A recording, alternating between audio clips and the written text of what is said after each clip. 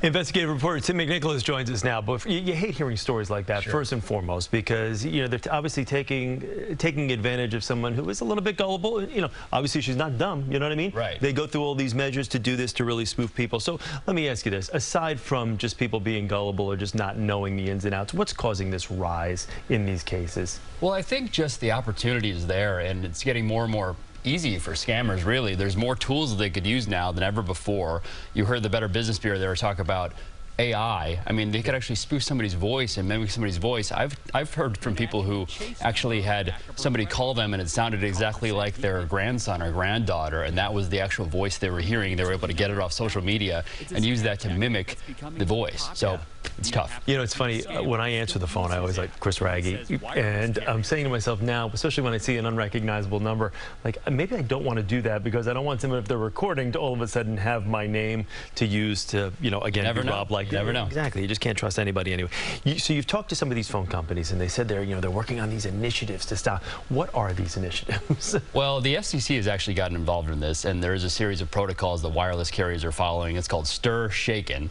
I know that sounds like something out of a Bond movie. Yeah, yes. Exactly. But basically, the idea is to make sure these carriers have a system in place to try to detect some of these calls as spam or spoofing, and then block some of them or silence some of them. So the tech is getting better. That is happening. But as we showed you in the story there, it's not always happening. You talk about like the phone companies, but at some point it's got to go kind of like the next level. Not that you want to bring the federal government in or the FCC, but somebody has got to manage. I mean, somebody's got to kind of manage what's going on in the story here. Where does it end? I mean, well, Verizon actually sent us a statement for this story, and it was pretty interesting. They said that in some cases it's not illegal to spoof somebody else's phone number, and they feel like it should be. They said we would support federal legislation that would go after the spammers making these phone calls. Yeah, but again, the question is, how do you get something done from a federal standpoint? They can't get anything done, for heaven's sakes.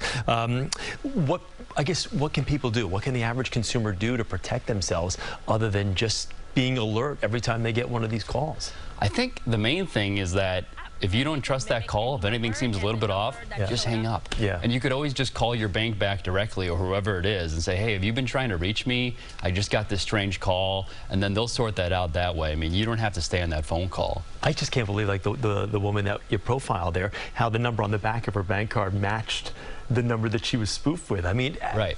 You can't fault some. I mean, there are some scams we hear about, and you're like, oh, come on, how could you do something like that? But this is taking it to a whole new level. You can't blame the person here.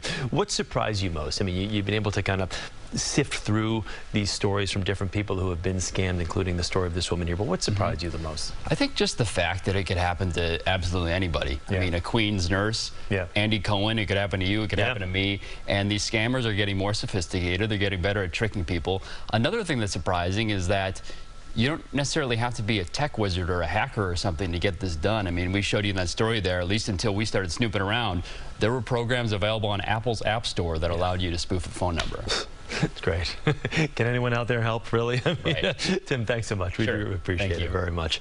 All right, if you have an idea that you would like to share, our CBS News Investigative team is there for you. Please send your tip to the CBS 2 Investigative team. You can email them at cbs2investigates@cbs.com or give them a call at the number right there on your screen, 1-646-939-6095.